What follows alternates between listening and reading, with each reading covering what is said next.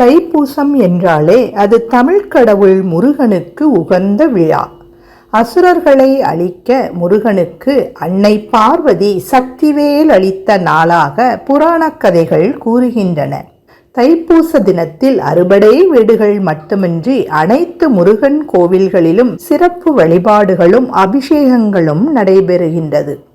தை மாத பௌர்ணமியும் பூச நட்சத்திரமும் இணைந்து வரும் நாளையே நாம் தைப்பூச திருநாளாக கொண்டாடுகிறோம். இந்த திருவிழா இந்த ஆண்டு பிப்ரவரி 11 வருகின்றது. இந்த நாளில் விரதம் இருப்பவர்கள் கல்வி, செல்வம், ஞானம் ஆகியவற்றில் சிறந்து விளங்குவார்கள் என்பது ஐதீகம்.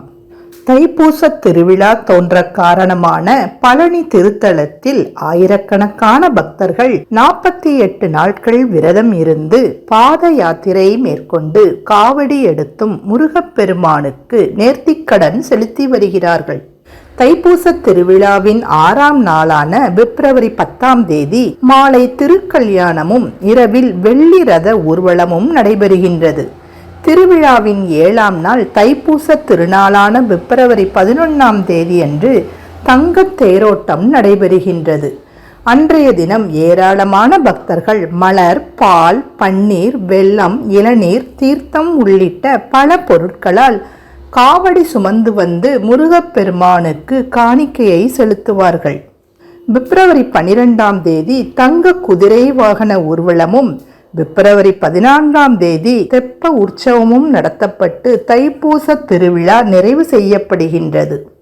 தைப்பூச நாளில் காலை 4 மணிக்கு நடை திறக்கப்பட்டு சந்நியாசி அலங்காரத்தில் முருகன் காட்சி தருவார்.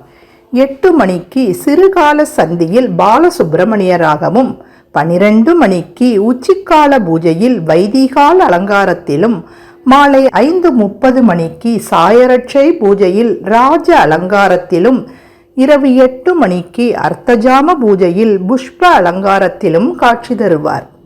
இங்குள்ள முருகனது சிலை போகர் என்னும் சித்தரால் உருவாக்கப்பட்டது. தனது பெற்றோரிடம் கோபித்து கொண்டு பழம் வேண்டி நின்றதால் முருகன் நின்ற இடம் பழம்நீ என்று அழைக்கப்படுகிறது. பழனம் என்றால் விளைச்சல் தருகின்ற நிலம் எனப்படும். நல்ல விளைச்சல் நிலம் நிறைந்த பகுதி என்பதால் இந்த ஊர் பழனி என்று பெயர் பெற்றது. தைப்பூசம் பல ஆன்மீக சிறப்புகளை கொண்ட நாளாகும். இந்த நாளில் முருகப்பெருமானை வேண்டி ஏராளமான பக்தர்கள் காவடி எடுத்தும் பால்குடம் சுமந்தும் அழகு குத்தியும் பாத யாத்திரையாக வந்தும் நேர்த்திக்கடன் நிறைவேற்றுவார்கள். இதுபோன்ற வேண்டுதல் ஏதும் செய்ய முடியாதவர்கள் முருகப்பெருமானுக்கு வீட்டில் இருந்தபடியே தைப்பூச விரதம் இருந்து வழிபாடு செய்யலாம். தைப்பூசத்தன்று காலை மாலை இருவேளையும் பூஜை அறையில் முருகப்பெருமானை வழிபாடு செய்து பூக்களால் அலங்கரித்து விளக்கேற்றி வழிபட வேண்டும். கந்த சஷ்டி கவசம், திருப்புகழ், வேல்மாறல், கந்தர் அலங்காரம், கந்தர் அனுபூதி, குமாரஸ்தவம் ஆகியவற்றை படித்து முருகப்பெருமானுக்கு உகந்த பழங்கள், நாட்டு சர்க்கரை, தினை மாவு, தேன் கலந்த பால், கற்கண்டு, சர்க்கரை பொங்கல் வைத்து வழிபாடு செய்யலாம். சிவபெருமான் நடராஜராக தனித்து ஆனந்த தாண்டவம் ஆடிய நாள் மார்கழி மாதத்தில் வரும் திருவாதிரை. இந்த நடனத்தை பிரம்மா, விஷ்ணு, பதஞ்சலி, வியாக்கிரபாதர் ஆகியோருக்காக சிதம்பரத்தில் சிவபெருமான் அரங்கேற்றினார்.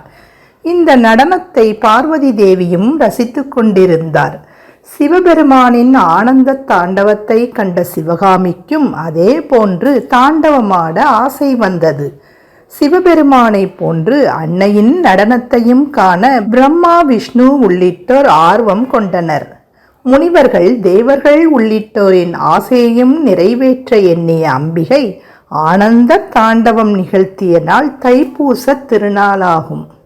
சென்னை மயிலாப்பூரில் உள்ள பிரசித்தி பெற்ற தலமான கற்பகாம்பாள் உடனுறை கபாலீஸ்வரர் திருக்கோவிலில் தைப்பூச திருவிழாவை முன்னிட்டு தெப்ப உற்சவம் கோலாகலமாக நடைபெறுகின்றது.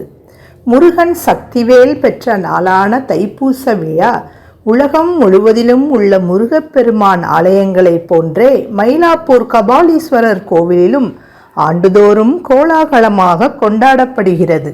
இத்தலத்தில் முருகப்பெருமான் வள்ளி தெய்வானை சமேத சிங்கார வேலர் என்ற திருநாமத்துடன் அழைக்கப்படுகிறார்.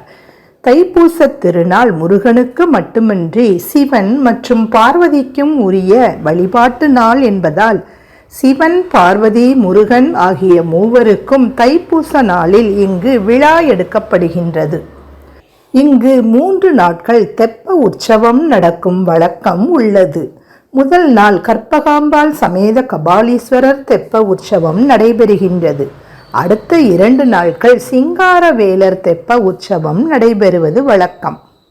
வள்ளலார் ராமலிங்க சுவாமிகள் ஒளி ரூபமாக இறைவனோடு கலந்த வடலூர் மேட்டுக்குப்பத்தில் தைப்பூச நாளில் லட்சக்கணக்கானோர் கூடி வள்ளலார் விழாவை கொண்டாடுகிறார்கள். நெல்லையம்பதியில் அன்னை காந்திமதி நெல்லையப்பரை வணங்கி தாமிரபரணியில் நீராடி தவமிருந்து ஒரு தைப்பூச திருநாளில்தான் அருள் பெற்றாள் என்கிறது தல புராணம்.